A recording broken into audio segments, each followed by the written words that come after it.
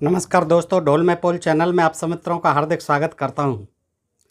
दोस्तों, हमारे जिन्हें धर्म ग्रंथ कहा जाता है, उन धर्म ग्रंथों में कितनी गंदगी भरी पड़ी है, कितना अज्ञान और अंधविश्वास, पाखंड, जातवाद, छुआछूत, ऊंच नीच और समाज में विद्वेष फैलाने वाली चीज़ें, ज्ञान विज्ञान भरा पड़ा है, जैसे ये ज्ञान विज्ञान बताते हैं। दोस्तों, इतना अंधविश्वास और इतना पाखंड और इतना ये काल्पनिक और मिथ्या बातें हमें सदियों से पढ़ाई गई, हमारे पुरखों को, शूद्रों को खास तौर से। यद्यपि क्षत्रिय और वैश्य भी इससे वंचित नहीं रहे। क्षत्रियों ने तो बहुत लोहा लिया, क्षत्रियों ने तो बहुत संघर्ष किया इन ब्राह्मणों से, क्योंकि वो जो है क्षत्रिय जो ब्राह्मण जो है अपना चलाना चाहते थे, हर तरह से उनको भी अपने ढंग से चलाना चाहते थे, तमाम कानून और विधि विधानों के अनुसार। लेकिन राजा तो राजा ही होते थे, उनके पास बल भी होता था और बुद्धि भी होती थी, तो ब्राह्मणों से उनके टकराव होते रहे। लेकिन दोस्तों, वैश्य तो अपना जो है व्यापार से उन्हें फुर्सत नहीं थी, पैसा कमाते थे और इनको खूब इनसे हवन यज्ञ करवाते और दान देते थे, आज भी करते रहते हैं। लेकिन दोस्तों, शूद्रों की स्थिति बड़ी भयंकर रही है। शूद्रों को कोई पूछने वाला नहीं और इनमें पशुओं से भी नीचे बना दिया। लेकिन शूद्र भी इस अंधविश्वास और पाखंड में आज तक ऐसे डूबे हुए हैं कि इन बातों पर आज भी आंख मूंद करके, आंख बंद करके भरोसा करते हैं और उनको ये यकीन नहीं होता कि इन ग्रंथों में ऐसी बातें भरी पड़ी हुई होंगी। ये तो भक्ति में इतने अंधे हैं कि इनको समझाओ, बताओ, पृष्ठ नंबर बताओ, अध्याय बताओ, किताब का नाम बताओ, प्रकाशन बताओ, फिर भी जो है बहस करे बिना नहीं मानेंगे, तैयार हो जाते हैं अपनी मूर्खता जो है जाहिर करने के लिए। आकर के उल्टे सीधे कमेंट करेंगे, ये आप अपनी तरफ से कह रहे हो। अरे, इन मूर्खों को और जाहिलों को मैं कहता हूँ कि ये पढ़ लीजिए, गीता प्रेस गोरखपुर की हैं, जहाँ की भी हम बताते हैं, प्रश्न नंबर बताते हैं। हमें कोई मज़ा नहीं आता कि हम इनमें जो है अपनी तरफ से कुछ कहें, क्योंकि हमारी अपनी तरफ से कहने लायक तो कुछ बचा ही नहीं है। हमें तो खुद जो अफसोस होता है, ऐसा लगता है कि इनको पढ़ना ही नहीं चाहिए, संकोच होता है। लेकिन चूँकि आप लोग जो है इनको बड़ा ज्ञान विज्ञान बताते हो और बड़ा इनका वो समर्थन करते हो, इसलिए हमें पढ़ना पड़ता है। हम तो बरसों से पढ़ रहे हैं, लेकिन बरसों से हम जो है इसको झेल रहे हैं कि दोस्तों, इसको ज्ञान विज्ञान जिसे आप मान बैठे हैं, ये कोई ज्ञान विज्ञान नहीं है। और ज्ञान विज्ञान है तो ये कैसा ज्ञान विज्ञान है कि जिस रामायण को हम पावन समझते हैं, जिसको हमने आज तक देखा भी नहीं है, अभी वाल्मीकि रामायण, और उस पर जिरह करने लग जाते हैं। जबकि हम पढ़ रहे हैं, आपको बाकायदा श्लोक संख्या पढ़ के सुना रहे हैं, तो फिर बहस का कोई मुद्दा ही नहीं है। आप देख रहे हैं कि किस तरह से इस वाल्मीकि रामायण में भी कितनी अश्लीलता भरी हुई है, ठूस ठूस के अश्लीलता भरी हुई है। और इसमें जो है ख़ास तौर से सीता जी, जो कि नायिका हैं इसकी, सीता जी जो है, उनका जो इतना अपमान किया गया है, इतनी निंदा की गई है, उनके शारीरिक अंगों का ऐसा कामुक वर्णन किया गया है जिसको कि पढ़ने में भी लज्जा आती है, संकोच होता है। लेकिन आपको कैसे यकीन हो कि इन ग्रंथों में जो है इतनी बकवास लिखी पड़ी है? इनमें कौन सी चीज़ ऐसी है जिसका कि आप समर्थन करते हैं? अरे समझो, समर्थन करने की चीज़ कौन सी है? ये सीता जी का इस तरह से शारीरिक अंगों का, राम जी के शारीरिक अंगों का, वो भी हनुमान जी जैसे देवता से कहलवाना। राम जी, सीता जी एक तरफ हमारे देवी देवता हैं, भगवान हैं, और एक तरफ तुम लिख देते हो उनके लिए, उनके शरीरों का वर्णन कर देते हो अश्लील ढंग से, जिनको पढ़ने में भी हिचक होती है। तो दोस्तों, ऐसा ही देखिए, जो कहते हैं कि नहीं ऐसा कुछ नहीं लिखा है और ये है, तो आज फिर मैं जो है देखिए, अरणकांड है, इसमें से दोनों रामायण में है, दोनों खंड हैं। इसमें से मैं बताता हूँ आपको कि रावण जो है जब सीता जी के पास पहुँचता है उनका अपहरण करने के लिए, लक्ष्मण जी को सीता जी भेज देती हैं पंचवटी से कि जाइए, आपके भाई पर कोई विपत्ति है, राम राम कह के उन्होंने जो है कोई मैंने शब्द सुना है।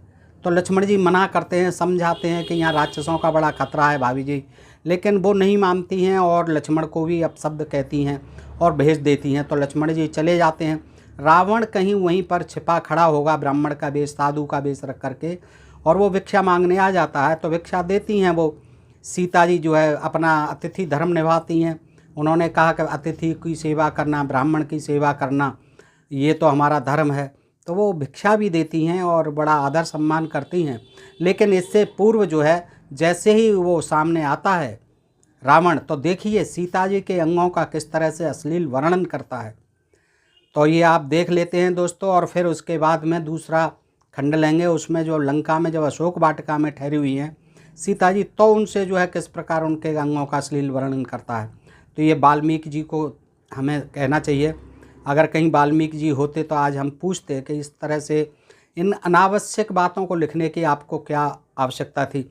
और फिर ये छापने वालों को भी देखना चाहिए कि ये 100 वर्ष से छाप रहे हैं और विरोध करने वाले जो है विरोध नहीं कर रहे हैं। आज जो जब पढ़ते हैं, जैसे दिव्य कीर्ति जी ने पढ़ दिया, उनका विरोध कर रहे हैं तमाम।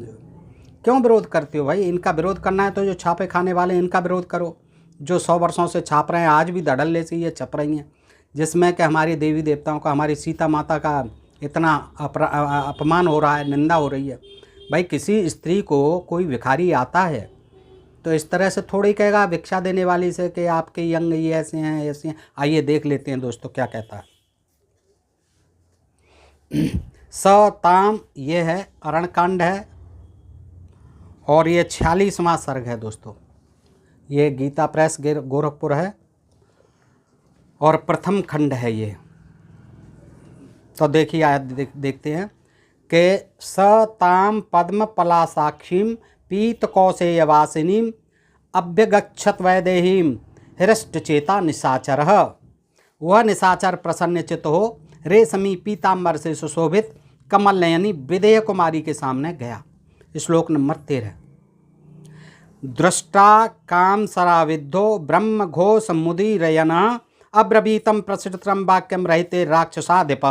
14वां श्लोक। उन्हें देखते ही सीता जी को कामदेव के बाणों से घायल हो राक्षस राज रावण वेद मंत्र का उच्चारण करने लगा। देखिए वेद मंत्र का उच्चारण करके क्या सिद्ध करने लगा कि मैं ब्राह्मण हूँ, वेद पाठी ब्राह्मण हूँ और मैं भिक्षा के लिए आया हूँ।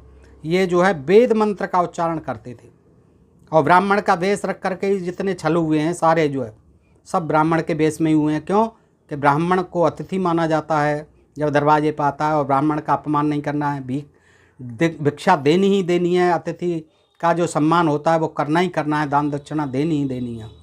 तो इसीलिए वो जो है ब्राह्मण का वेश रखे जाते थे और वेद मंत्र भी उच्चारते हैं रावण जी। देखिए वेद मंत्र का उच्चारण करने लगा और उस एकांत स्थान में विनीत भाव से उनसे कुछ कहने को उद्यत हुआ, कहने को तत्पर हुआ, उद्यत हुआ, तैयार हुआ। क्या कहता है? तामुत्तमां त्रिलोकानां पद्महीनामिव श्रियं बिभ्राजमानां वपुषां रावण प्रशंससा। 15वां श्लोक। त्रिलोक सुंदरी सीता अपने शरीर से कमल से रहित कमलालया लक्ष्मी की भांति शोभा पा रही थी। रावण उनकी प्रशंसा करता हुआ बोला। क्या बोला? उत्तम सुवर्ण की सी कांति वाली तथा रेशमी पीतांबर धारण करने वाली सुंदरी, तुम कौन हो? तुम्हारे मुख, नेत्र, हाथ और पैर कमलों के समान हैं, अतः तुम पद्मिनी यानी पुष्करणी की भांति कमलों की सुंदर सी माला धारण किए हो। हीम श्रीम कृतिम शुभ्याम लक्ष्मी रप्सरा वा शोभानने अभूर्तिर्वा त्वं वरारोहे रतिर्वा स्वैरचारिणी। 17वां श्लोक। शोभानने तुम श्री ही कीर्ति शुभ स्वरूपा लक्ष्मी अथवा अप्सरा तो नहीं हो, अथवा वरारोहे तुम भूति या स्वेच्छापूर्वक विहार करने वाली कामदेव की पत्नी रति तो नहीं हो। यहाँ आ गई हो स्वेच्छा से रति करने, भ्रमण करने, आप रति तो नहीं हैं। तुम्हारे दांत बराबर हैं। समः शिखरण स्निग्धा पांडुरा दशनास्तव विशाले बिमले नेत्रे रक्तांते कृष्ण तारके विशालम जघनम पीनमूरु करे करो पमो। 18वां श्लोक। तुम्हारे दांत बराबर हैं। उनके अग्रभाग, दांतों के अग्रभाग कुंद की कलियों के समान शोभा पाते हैं। ये सब के सब चिकने और सफ़ेद हैं। दांतों के जो अग्रभाग हैं वो सफ़ेद हैं और चिकने हैं। तुम्हारी दोनों आँखें बड़ी बड़ी और निर्मल हैं। उनके दोनों कोए लाल हैं और पुतलियाँ काली हैं। यहाँ तक तो ठीक है दोस्तों। कटका अग्रभाग विशाल एवं मांसल है।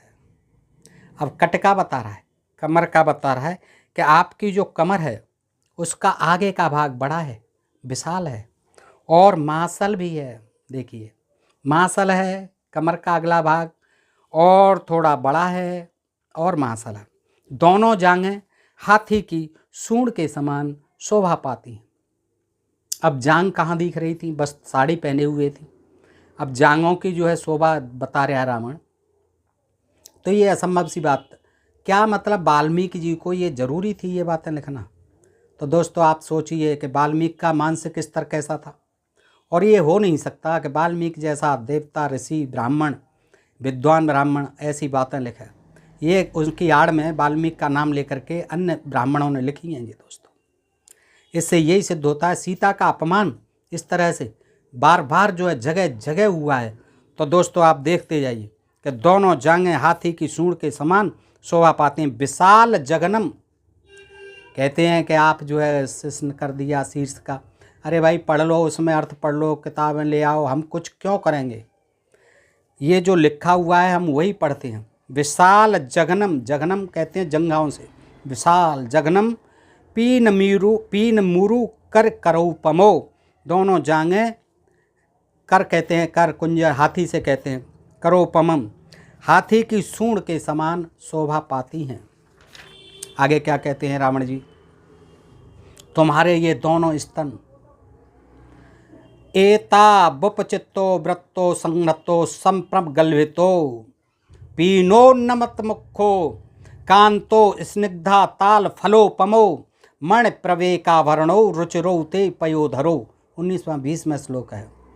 तुम्हारे ये दोनों स्तन पुष्ट, स्तन तो आप समझते ही होंगे दोस्तों, तुम्हारे ये दोनों स्तन पुष्ट हैं, पुष्ट ठीक ठाक हैं, पुष्ट हैं, मजबूत, गोलाकार हैं, परस्पर सटे हुए, प्रगल्भ, मोटे, उठे हुए मुख वाले, कमनीय, चिकने, ताड़ फल के समान आकार वाले, परम सुंदर और श्रेष्ठ मणिमय आभूषणों से विभूषित हैं।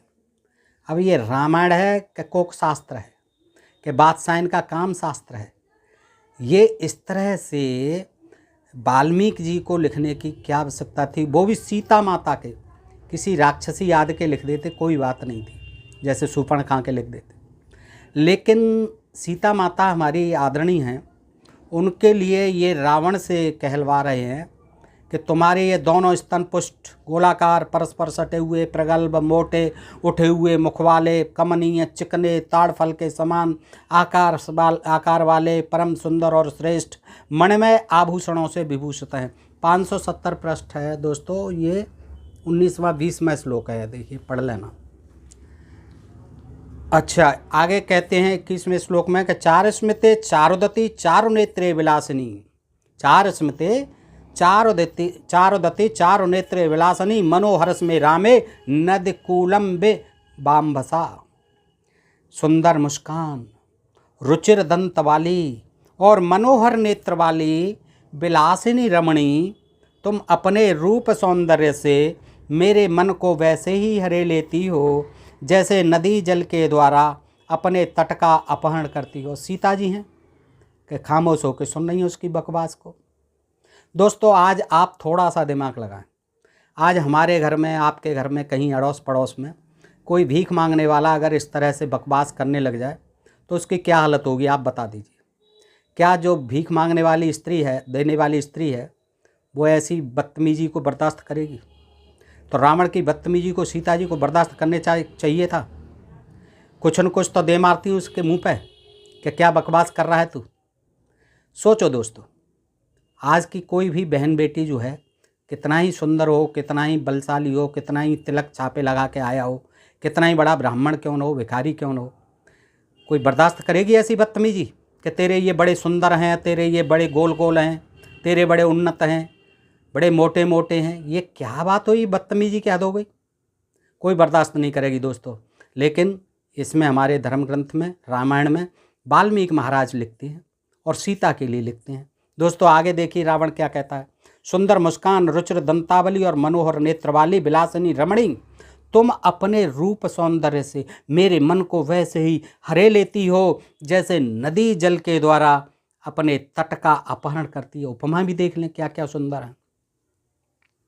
आगे कहता है 22वें श्लोक में कि करांत मित मध्यास सुके से संहत स्तनी नैव देवी न गंधर्वी न यक्षी न च किन्नरी। 22वें तुम्हारी कमर इतनी पतली है कि मुट्ठी में आ जाए। क्या भाई तू क्या करने आया है यहाँ पर? भिक्षा मांगने आया है क्या? किसी बहन बेटी की या किसी स्त्री की बेइज्जती करने आया है? कि इतना पिटेगा दोस्तों, शायद ही वो जिंदा रह पाएगा। और फिर कानून भी है।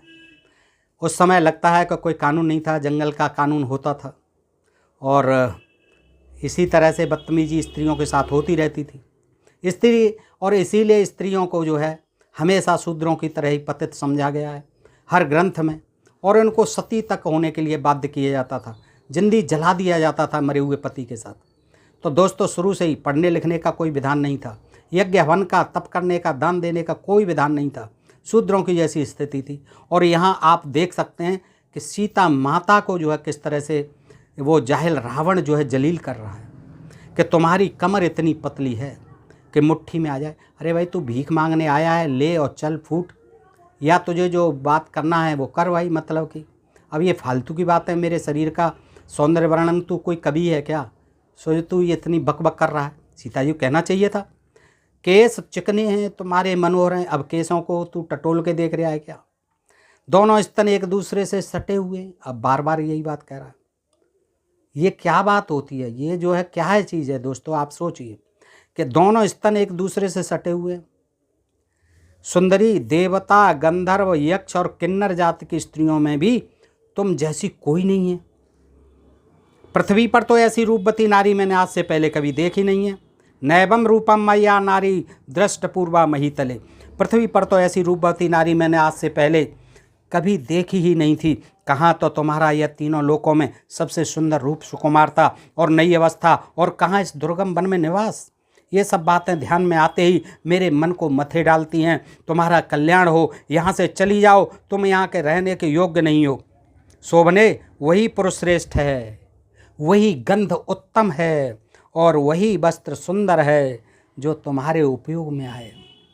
कजरारे नेत्रों वाली सुंदरी, मैं उसी को श्रेष्ठ पति मानता हूँ जिसे तुम्हारा सुखद संयोग प्राप्त हो। वेशभूषा से महात्मा बनकर आए हुए रावण ने जब विदेह कुमारी सीता की इस प्रकार प्रशंसा की, तब ब्राह्मण वेश में वहाँ पधारे हुए रावण को देखकर मैथिली ने अतिथि सत्कार के लिए उपयोगी सभी सामग्रियों द्वारा उसका पूजन किया।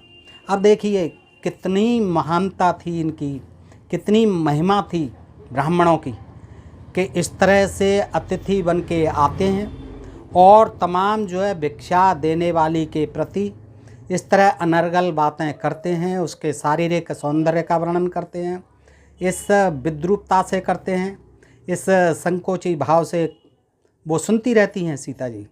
और आगे क्या करती हैं कि जब उन्होंने देखा कि ब्राह्मण वेश में वहाँ पधारे हुए रावण को देखकर मैथिली ने अतिथि सत्कार के लिए उपयोगी सभी सामग्रियों द्वारा उसका पूजन किया। अब पूजन और कर रही हैं। बताइए आप, कोई स्त्री पूजन करेगी कि आओ आओ आप तो मेरी बड़ी प्रशंसा कर रहे हैं, आओ भोजन तैयार है, पराठे जैन लो आप।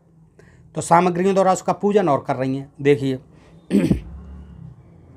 उपानी यासनम पूर्वम पाद्ये नाभे निमंत्र्य च अब्रवीतम सिद्धमित्येवं तदा तम सौम्य दर्शनम। 34वां श्लोक।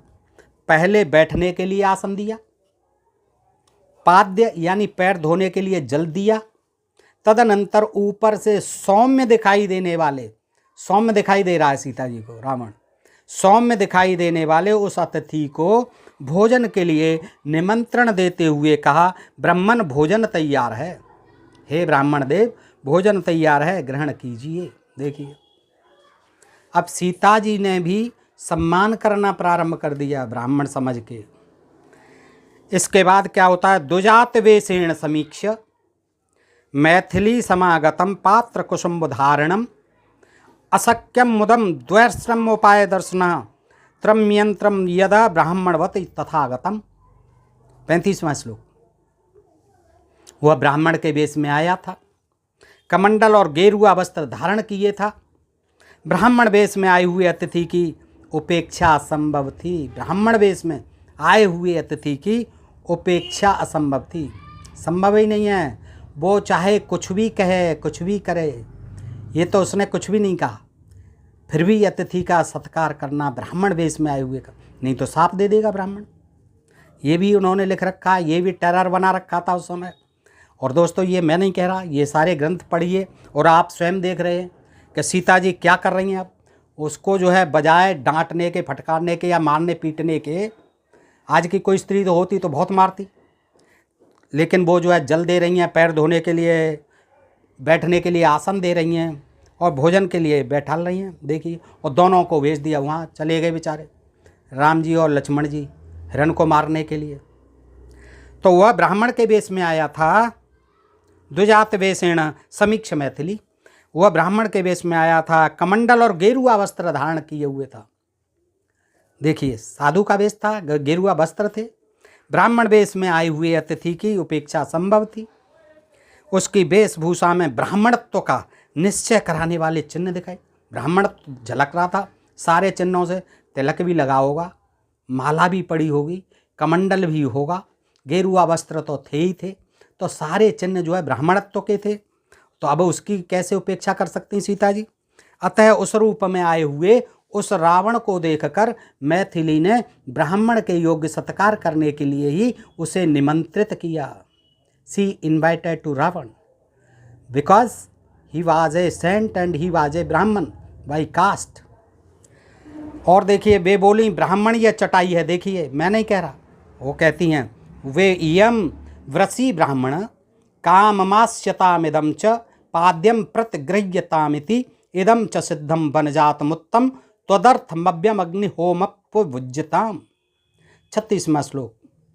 वे बोली ब्राह्मण यह चटाई है, इयम व्रसी ब्राह्मण काममास्यता।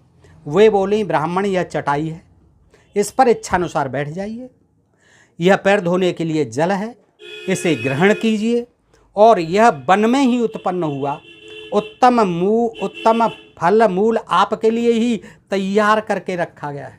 अब सीता जी को पता था कि कोई आने वाला है, इससे यही सिद्ध हो रहा है दोस्तों, कितना आदर सत्कार करते हैं। और हम समझते हैं, हमने जो पढ़ लिया तुलसीदास की रामचरितमानस से या कहीं से सुन लिया, रामलीलाओं में देख लिया कि ज़बरदस्ती उठा के ले गया है रावण जो है, लेकिन यहाँ सिद्ध होता है कि बदतमीजी देते हुए भी उसकी सेवा कर रही हैं ब्राह्मण समझ के। और देखिए क्या कहती हैं, ब्राह्मण भी कह रही हैं, संबोधन कर रही हैं। वे बोली ब्राह्मण यह चटाई है, इसका मतलब रावण ब्राह्मण था, बेशक लंका का हो चाहे कहीं का भी हो। वे खुद जानकी जी कह रही हैं, वे बोली ब्राह्मण यह चटाई है, इस पर इच्छानुसार बैठ जाइए। यह पैर धोने के लिए जल है। उनको चिंता तनिक भी नहीं है कि राम लक्ष्मण जी के उसमें लक्ष्मण जी को भी भेज दिया। और आगे कहते हैं इसे ग्रहण कीजिए जल को और भोजन को, और यह वन में ही उत्पन्न हुआ उत्तम फलमूल आपके लिए ही तैयार करके रखा गया है, आपके लिए। पढ़ो दोस्तों, आँख खोल के पढ़ो, समझो कि ये वाल्मीकि ने किस तरह का वर्णन किया है। सीता जी का ये अपमान नहीं है। अब देखिए, सीता जी कहीं नहीं कहेंगी ऐसे, वो तो बेचारी संकट में पड़ी हैं, लेकिन वाल्मीकि जी कहलवा रहे हैं उनसे कि ये फलमूल आपके लिए ही तैयार करके रखा गया है महाराज ब्राह्मण देव। यहाँ शांत भाव से उसका उपभोग कीजिए, आनंद लीजिए, खाइए पीजिए। अतिथि के लिए सब कुछ तैयार है। निमंत्रमाणिम प्रतिमूढ़ पार्षणीम नरेंद्र पत्नीम प्रसमीक्ष मैथिलीम प्रहस्य तस्यारणे दृढ़ मनः सर्वप्रियाम मासम बधाई रावण। 37वां श्लोक। अतिथि के लिए सब कुछ तैयार है।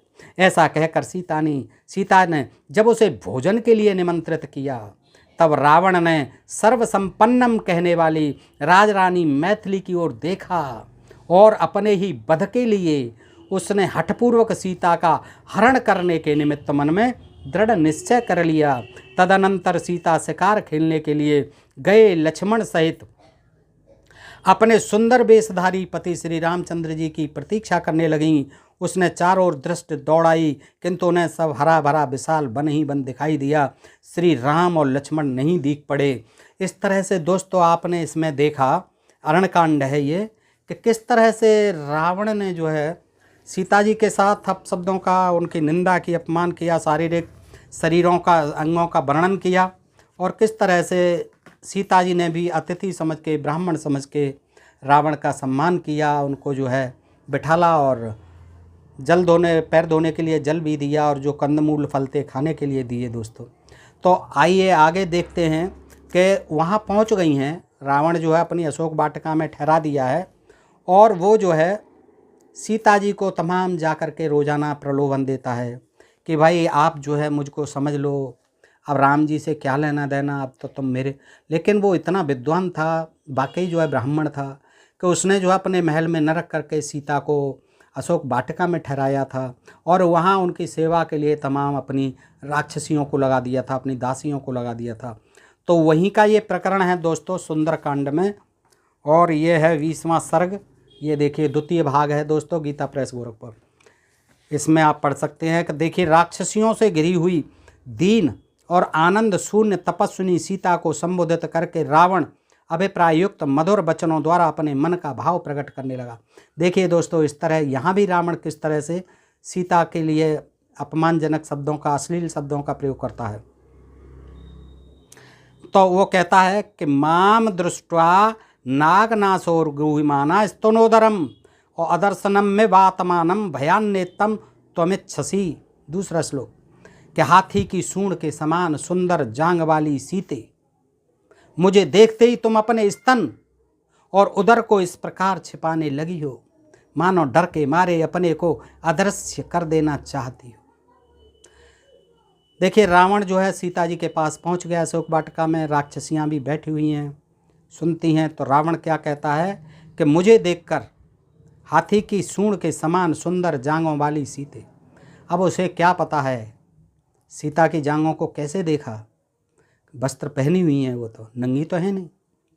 फिर भी कहता है कि हाथी की सूंड के समान सुंदर जांघों वाली सीते, मुझे देखते ही तुम अपने स्तन और उदर को इस प्रकार छिपाने लगी हो, मानो डर के मारे अपने को अदृश्य कर देना चाहती हो। स्तनों का भी आया, उदर का भी आया, जांघों का भी आया। किंतु विशाल लोचने, मैं तो तुम्हें चाहता हूँ, तुमसे प्रेम करता हूँ।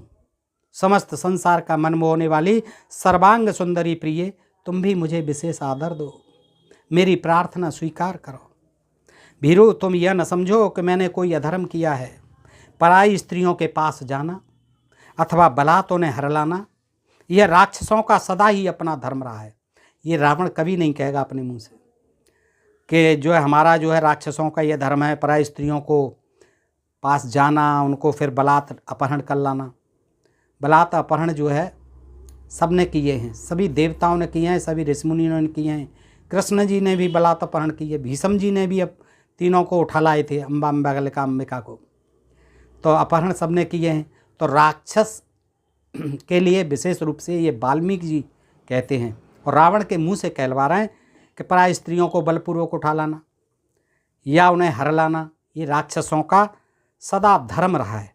मिथिलेश नंदनी, ऐसी अवस्था में भी जब तक तुम्हें मुझे नहीं चाहोगी तब तक मैं तुम्हारा स्पर्श नहीं करूँगा। अब ये भी क्या कहना है, बगैर स्पर्श किए हुए थोड़ी तुम आ गई, बगैर स्पर्श किए हुए थोड़े ही ले आए सीता को। स्पर्श किया था, उठा के रथ में बिठाला था और ज़बरदस्ती की थी। सीता जबरदस्त राजी से तो नहीं बैठ गई थी रथ में, या तो इसका मतलब है स्पर्श नहीं किया तो सीता जी राजी से बैठ गई चुपचाप कि चलो, नहीं तो भाई स्पर्श तो तूने किया था। और ये उसको अब साफ भी लगा हुआ था कि जब भी किसी पराई स्त्री को छुएगा, स्पर्श करेगा तो मस्तक के टुकड़े टुकड़े हो जाएंगे। तो रावण ने स्पर्श भी नहीं किया होगा इस वजह से, तो मैं तुम्हारा स्पर्श नहीं करूँगा, इसका मतलब उठाते समय, अपहरण करते समय सीता को स्पर्श नहीं किया था रावण ने, और आज भी नहीं किया है। यहाँ कह रहा है कि मैं तुम्हारा स्पर्श नहीं करूँगा। इसका मतलब सीता जी जिस भी रथ में या जैसे भी बैठ के आई थी वो स्वेच्छा से आई थी। इससे यही सिद्ध होता है दोस्तों, भले ही कामदेव मेरे शरीर पर कितना ही इच्छानुसार अत्याचार करे, लेकिन मैं आपके शरीर का सीते स्पर्श नहीं करूँगा। देवी, इस विषय में तुम्हें भय नहीं करना चाहिए। प्रिय, मुझ पर विश्वास करो और यथार्थ रूप से प्रेम दान दो। मुझ पर विश्वास करो, मैं आपसे कोई जोर जबरदस्ती नहीं करूँगा। तुम्हें मुझसे कोई भय नहीं होना चाहिए। इस तरह से शोक से व्याकुल नहीं होना चाहिए आपको। एक बैणी धारण करना, नीचे पृथ्वी पर सोना, चिंतामग्न रहना, मैले वस्त्र पहनना और बिना अवसर के उपवास करना, ये सब बातें तुम्हारे योग्य नहीं है सीते। यह तुम्हारा नवोदित सुंदर यौवन बीता जा रहा है। देखिए, इदम ते चारु संजातम यौवनम रतिवर्तते यदतीतम पुनर्नैति स्रोतः स्रोतस्व नाम बह। 12वां श्लोक। यह तुम्हारा नवोदित सुंदर यौवन बीता जा रहा है, जो बीत जाता है वह नदियों के प्रवाह की भांति फिर लौटकर नहीं आता है सीते।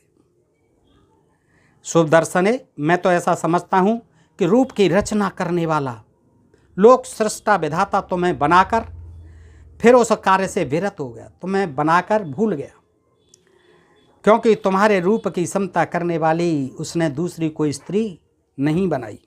विदयनंदिनी, रूप और यौवन से सुशोभित होने वाली तुमको पाकर कौन ऐसा पुरुष है जो धैर्य से विचलित नहीं होगा?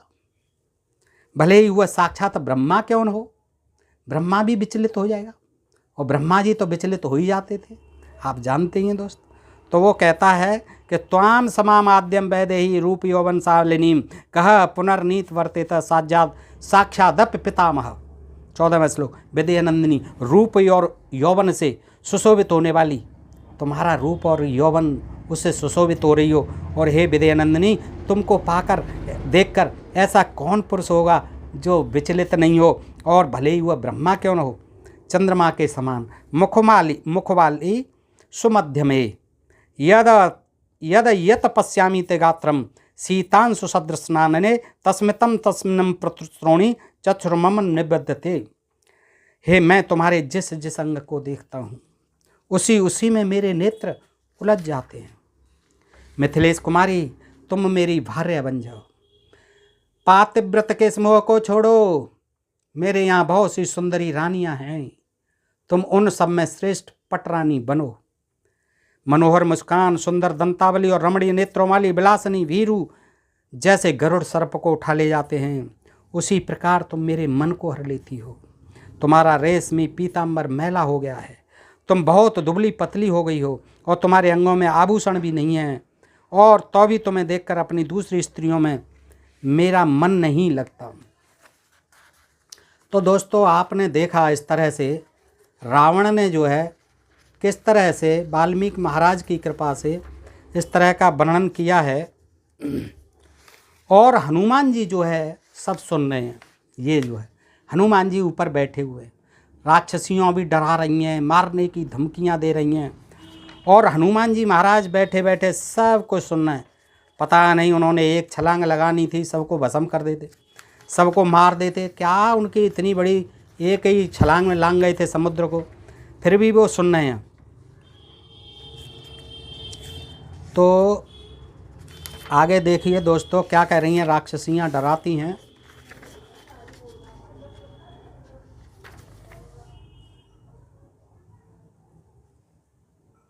तदनंतर राक्षसी शूर्पणखा भी पहुंच गई है वहाँ। अजामुखी ने जो बात कही है वह मुझे भी अच्छी लगती है। समस्त शोकों को नष्ट कर देने वाली सुरा को भी शीघ्र मंगवा लो। उसके साथ मनुष्य के मांस का आस्वादन करके हम निकुंभिला देवी के सामने नृत्य करेंगे। डरा रही हैं सीता को। महाराज रावण जब इसे हरकर ले आए थे, अब चंडोदरी नाम वाली राक्षसी की बारी आई।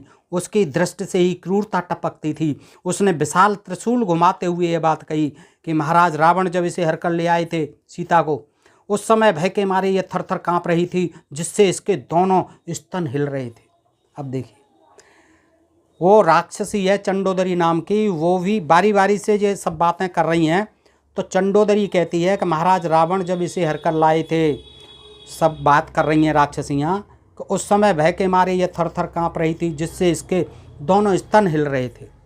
इमाम हरणा छाप सावक्ष्यम त्रासो तंगम पयोधराम रावणेन हताम दृष्टा द्रोह में महानयनम। महाराज रावण जब इसे हरकर ले आए थे, उस समय भय के मारे थर-थर काँप रही थी, जिससे इसके दोनों स्तन हिल रहे थे। उस दिन यह मृग सावक नैनी मानव कन्या को देखकर मेरे हृदय में बड़ी भारी इच्छा जागृत हुई। इसके जिगर, तिल्ली, हृदय विशाल वक्षस्थल, हृदय, उसके आधार स्थान, अन्यान्य अंग तथा सिर को मैं खा जाऊं। इस समय भी मेरा ऐसा ही विचार है।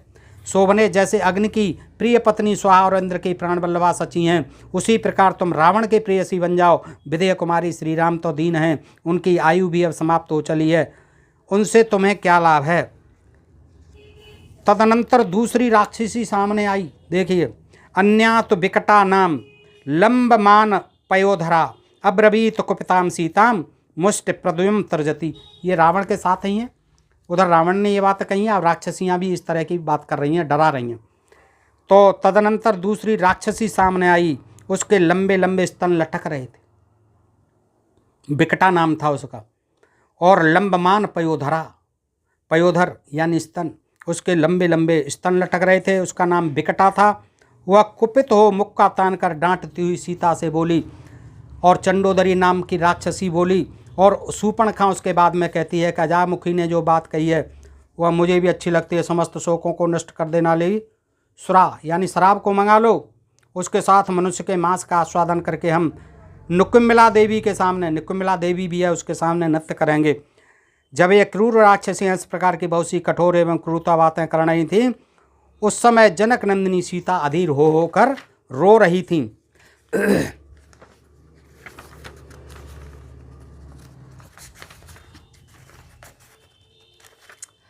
इसके बाद जो है दोस्तों, एक राक्षसी क्या कहती है, जो त्रिजटा है, जो मुख्य सेविका थी, वो कहती है, वो उसके शकुन बताती है कि इस समय शकुन हो रहे हैं और ऐसा तुम गलत कह रही हो। सीता के बड़े अच्छे शकुन मुझे दिखाई दे रहे हैं, और राम जी आने वाले हैं, लक्ष्मण जी आने वाले हैं, और सीता को ले जाएंगे, तुम सबको मारेंगे। तो वो त्रिजटा कहती है। देखिए दोस्तों, छोटा सा ये और है प्रसंग, 2-4 श्लोक का है, सुन लीजिए। इन विशाल लोचना सीता के अंगों में मुझे कोई सूक्ष्म से सूक्ष्म भी विपरीत लक्षण नहीं दिखाई देते, जिससे समझ आ जाए कि ये सदा कष्ट में ही रहेंगी। त्रिजटा कह रही है, मैं तो समझती हूँ कि इन्हें जो वर्तमान दुख प्राप्त हुआ है वह ग्रहण के समान, चंद्रमा पर पड़ी हुई छाया के समान थोड़ी ही देर का है, क्योंकि ये देवी सीता मुझे स्वप्न में विमान पर बैठी दिखाई दी हैं। स्वप्न में विमान पर बैठी दिखाई दी हैं। त्रिजटा कह रही है, विमान पर बैठी दिखाई दी, यानी जाने वाली हैं ये विमान पर बैठ के वापस।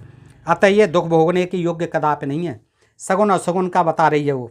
मुझे तो अब जानकी जी के अभीष्ट मनोरथ की सिद्धि उपस्थिति दिखाई देती है।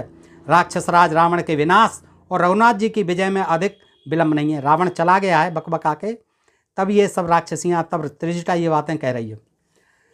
कमल दल के समान इनका विशाल बायां नेत्र फड़कता दिखाई दे रहा। देखिए क्या कहती है कि निमित्त भूत में ततच स्रोत मत्स्या महत प्रियम दृश्यते च स्पृशक्षु पदपत्रम मिवायम तम।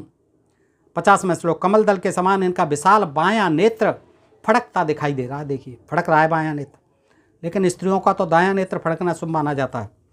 यह इस बात का सूचक है कि इन्हें शीघ्र ही अत्यंत प्रिय संवाद सुनने को मिलेगा। इन उदार हृदया विदेह राजकुमारी की एक बाईं बाह कुछ रोमांचित होकर सहसा कांपने लगी है। देखिए वो भी फड़क रही है। कौन सी बाईं बाह? यह भी शुभ का ही सूचक है। अपनी सहेलियों को बता रही है, सखियों और राक्षसियों को। त्रिजटा कहती है कि इन उदार हृदया विदेह राजकुमारी की एक बाईं बाह कुछ रोमांचित होकर सहसा कांपने लगी है। यह भी शुभ का ही सूचक है, इनका शुभ होने वाला है, मंगल कारक है। और आगे कहती है कर्णे हस्त प्रतिमः सभ्य श्रोरुतमः वेपन कथयति वास्या राघमम पुरत स्थिमम। 52 श्लोक। हाथी की सूंड के समान जो इनकी परम उत्तम बाईं जांग है। अब ये हाथी की समान, हाथी की सूंड के समान नहीं, सब जगह जो है जंगों का वर्णन किया सीता जी। अब ये त्रिजटा भी कहती है, देखिए कि हाथी की सूंड के समान जो इनकी परम उत्तम बाईं जांग है, वह भी कंपित होकर यानी कांपती हुई, मानो यह सूचित कर रही है, यह दर्शा रही है कि अब श्री रघुनाथ जी शीघ्र ही तुम्हारे सामने उपस्थित होंगे। देखिए त्रिजटा ने भी, त्रिजटा के मुंह से भी कहलवा दिया वाल्मीकि जी ने। इस प्रकार पतिदेव की विजय के संवाद से हर्ष में भरी हुई लजीली सीता उन सब से बोली, यह तुम्हारी बात ठीक हुई तो मैं अवश्य ही तुम सबकी रक्षा करूंगी। इस तरह से दोस्तों ये प्रसंग मैंने आपके सामने रखे और आप स्वयं देखें किस तरह जो है वाल्मीकि रामायण में किस तरह से इन अश्लील प्रसंगों की भरमार है दोस्तों। और ये वाल्मीकि जी ने, महाराज ने लिखा या पता नहीं किसी और ने लिखा उनका नाम लेकर के, ये देखने का, खोज का विषय है दोस्तों। लेकिन कुल मिलाकर के ये प्रसंग जब हम पढ़ते हैं तो हमें बड़ा लज्जा होती है, बड़ी संकोच होता है और वाल्मीकि जी पर हमें गुस्सा भी आता है कि हमारी माता सीता का और जगह जगह जो अपमान करवाया गया है। सीता का बहुत निरादर हुआ है इस रामायण में, जबकि सीता जो है इसकी प्रमुख नायिका हैं दोस्तों। तो दोस्तों आज के लिए इतना ही। आप बताइए ये प्रसंग आपको कैसा अच्छा लगा हो तो दोस्तों को शेयर करें और अपने प्रिय चैनल ढोल में पोल को सब्सक्राइब करते रहें दोस्तों। आज के लिए इतना ही। सुनने के लिए आपका हृदय से आभार। नमस्कार। जय हिंद, जय भारत दोस्तों।